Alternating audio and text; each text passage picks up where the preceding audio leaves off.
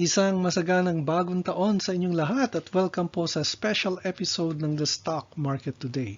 Bagong lahat, ako po si Benji Chodoro. Nire-review ko po ang pinaka-active stocks at pinaka-requested stocks sa Philippine Stock Market. Kung first time niyo po sa aking channel, niimbitahan ko po kayo mag-subscribe and like. So today, ang ating i-discuss ay tungkol sa dividend yields ng Reits sa Philippine Stock Market in 2022. Alam niyo po, by law, ang Real Estate Investment Trust or REITs are mandated to declare 90% of its income as cash dividends. Kaya napakaganda pong mag-invest dito. Meron pong 8 or 8 REITs na nakalista sa PSE, pero 7 lamang po ang ating i-review. Ito po ang A-REIT, C-REIT, DDMPR, PhilREIT, M-REIT, RCR, at V-REIT. Teka, bakit hindi kasama ang Premier Island REIT o P-REIT? Sasagutin ko po yan sa next slide. Ito po ang ating criteria for selection. Tulad ng sabi ko kanina, 7 lang po ang re-reviewin natin at ito po ang ating criteria. Ang una po ay in-include lang po natin yung mga REITs na nag-declare ng cash dividends noong 2022 at nagkaroon ng 2022 payment dates. Ibig sabihin po, binayaran po noong 2022 rin. Kasi iba po yung pag-declare, iba po yung pagbabayad. So, lahat po ng in-include natin dito ay nagbayad ng cash dividends noong 2022. At pangatlo, kung ang isang REIT ay naglista noong 2022 pero hindi po niya nakompleto yung taon, halimbawa po naglist lang po siya noong July 2022 at nagbigay po siya ng 2 cash dividend, normally po kasi quarterly po siya nagbibigay ina-annualize po natin yan. Ibig sabihin, ini-estimate po natin kung magkano ang dividend yield na as if 1 year po yung kanyang binigay. Okay po? Ganyan po ang ginawa natin sa V-REIT na naglista lamang noong July 2022. Ito po ang ating definition of terms. Ano po? Makikita nyo po sa ating mga table sa susunod sa slide ang ating price per share, increase or decrease since IPO, cash dividends per share, dividend yield net of tax, and data for the average fixed rates bonds in 2022. Ang una po ay ang rank. Ito po yung rank based dito po sa dividend yield net of tax. Expressed in percentage po yan. Ito po yung 1 to 7. Ano po? Yung rank 7 ay yung pinakamaliit na dividend yield hanggang sa pinakamalaki. Number 1 po yung pinakamalaki. Ang stock po ay ang stock symbol ng REIT. Pangatlo ay price per share as of December 31, 2022. Yung increase or decrease since IPO expressed in percentage ay kung gaano kalaki nag-increase or decrease ang presyo ng stock since its IPO expressed din po as percentage. Pangatlo po ay ang cash dividend per share. Ito po ay kung magkano ang dineklara nilang dividend during the year. So, kung 4 na beses po siyang nag-declare, ina-add po natin yan. Yung special, regular dividends po, ina-add po natin lahat yan.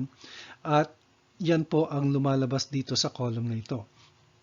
At yung last column ay yung dividend yield net of 10% tax. Yung dividend per share na nandito sa 5th column, tinatanggal po natin yung 10% tax at yun po ang nagiging dividend yield net of tax. Ito ay kinukumpara naman natin sa 2022 average bond yields net of tax of 20%. So makikita nyo po ang diferensya, ano po? Yung dividend yield, ang tax ay 10%, ang bond yield naman ay 20%. So mas malaki po ang tax ng bonds kaysa sa dividends, no? Ito po ay kinuha ko po sa PDS o Philippine Dealing System. Ang 3-year bond po ay meron 3.68% net of 20% tax. 5 years ay 4.55 at 7 years ay 5.22. Okay, so tignan na po natin ang 7 REITs at ang kanilang dividend yield. Mag-start po tayo sa rank number 7. Ang number 7 po ay ang C-REIT. Ito po ay merong price per share as of December 31, 2022 na 2 pesos and 29 centavos. At mapapansin nyo po, since its IPO ay nag-decrease po siya or lumiit yung kanyang presyo by 10.2%. Ang dividend per share niya ay 12.3 centavos per share at nagkaroon siya ng dividend yield na 4.83% net of tax. If we will compare 4.83 against the average bond yields, ito po ay mas malaki sa 5-year bonds. Ibig sabihin po, yung 5-year maturity, 4.55, pero mas malaki pa rin ang binibigay na maturity na dividend yield ng C-REIT. Yan po ang C-REIT. Pero mapapansin niyo po, 10.2% ang niliit o dinecrease ng stock since its IPO. Ang number 6 naman ay ito. Yan, A-REIT, number 6. Ang price per share po niya ay 35 pesos and 40 centavos as of December 31. Pero, mapapansin niyo po na 31.1% ang nilaki ng kanyang presyo since its IPO in 2020. Ang IPO price po niya ay 27 pesos. 31.1%. Ang dividend per share niya ay 1.93 or 1 peso 93 centavos at nagkaroon siya ng dividend yield na 4.91. So magtataka po kayo, teka, ang liit-liit naman itong A-REIT na ito, 4.91 lang, ayala pa naman to. Pero hindi po. Hindi po ibig sabihin na maliit lang po ang dividend yield dyan, ay hindi na po maganda ang stock. Maganda pong stock ang A-REIT dahil umakyat po siya ng 31.1% since its IPO in 2020. So 2 years na po ang REIT na ito at ito po ang pinakaunang REIT na nalista sa Philippine Stock Market. Okay?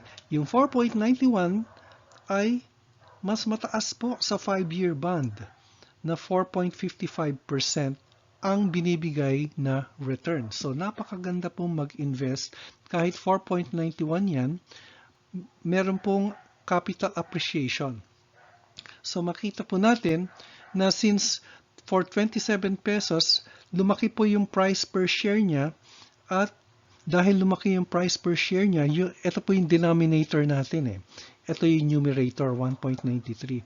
Pagka lumaki po ang denominator, lumiliit po yung percentage. Inversely proportional po yan. Ang number 5 po naman ay ang DDMPR, Double Dragon REIT. Ang price per share po niya is 1.29.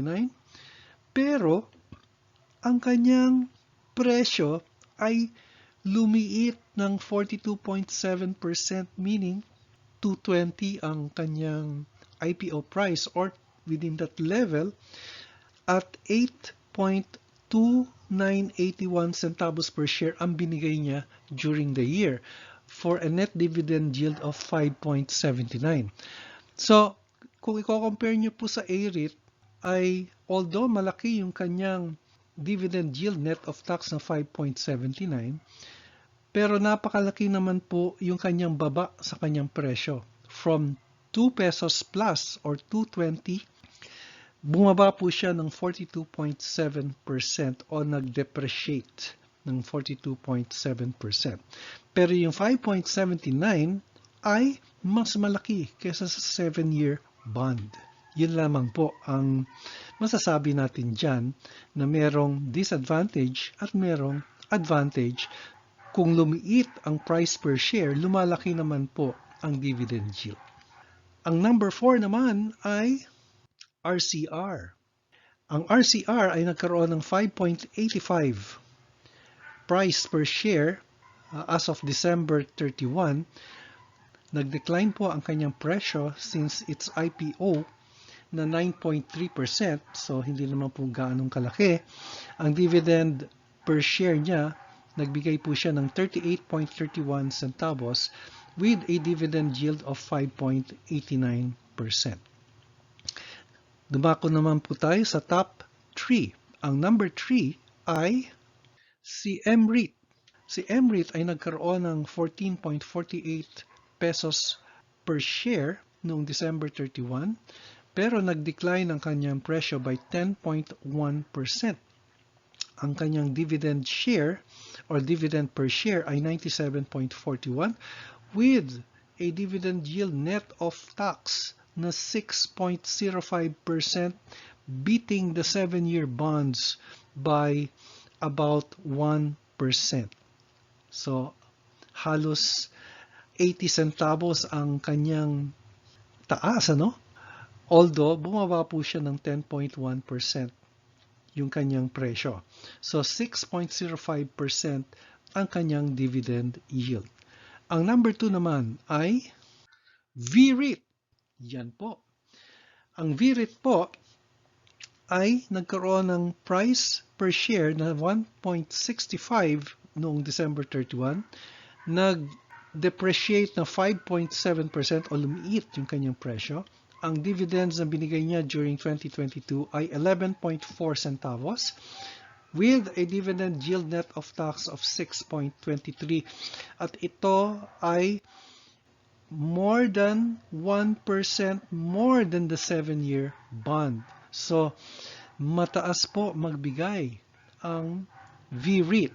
Pero ang VREIT po, ito po ay nag-IPO lamang noong July. Kaya po, yung 6.23% ay isang estimate. Nagbigay po siya ng 2 cash dividends noong 2022 eh. So, in-annualize lang po natin para gawing 1 year yung 6.23%. By the way, yung percentage po natin dito sa dividend yield is per year, ha. Ito rin po, 5.22% yung average bond yields per year din po yan. And our number 1 dividend stock ay ito po, PhilREIT. Nagkaroon po siya ng price per share at 5.50. Pero nag-decline po ang kanyang presyo by 21.4%. Nagbigay po siya ng dividends na 40.4 centavos during the year with a dividend yield net of tax of 6.61, beating the 7-year bond yield of 5.22 by more than 1%. So yan po ang pinaka number 1 natin, ang PhilREIT. Tingnan po natin ang summary ng mga dividend yields ng REITs. At number 7, we have CREIT at 2.29%, gave cash dividends of 12.3 centavos or 4.83% dividend yield net of tax. Ang A-REIT naman had a closing price of 35.40 as of 12/31. Cash dividends per year or for the year is 1.93 with a dividend yield net of tax of 4.91. Ang Double Dragon or DDMPR had a price per share of 129, dividend yield net of tax at 5.79. Pero makikita niyo po dito yung contrasting REITs, ano? Kasi ang A-REIT appreciated 31.1%, pero ang DDMPR ay bumagsak ng 42.7%. Kaya nangyari ay mas mataas po yung dividend yield niya by konti lang naman, ano? About 80 percentage points, no? Pero hindi ibig sabihin po, tulad ng sabi ko kanina, hindi po ibig sabihin ng A-REIT ay hindi na po maganda. Napakaganda po ng A-REIT. Meron po siyang capital appreciation. Ang number 4 ay ang RCR with a price per share of 5.85 and a dividend yield of 5.89.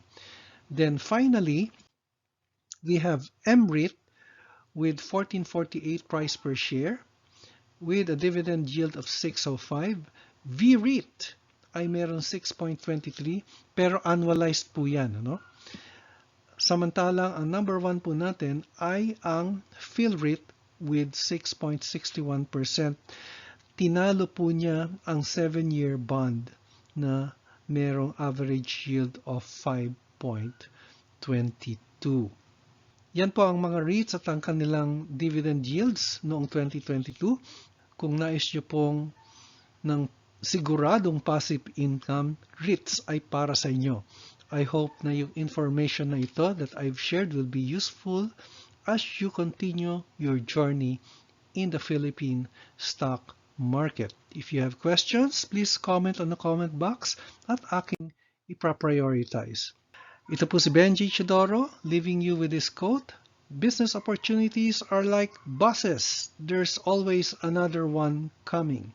Don't forget to subscribe to my YouTube channel. Hanggang sa muli, maraming salamat sa inyong pagsubaybay at manigong bagong taon sa inyong lahat.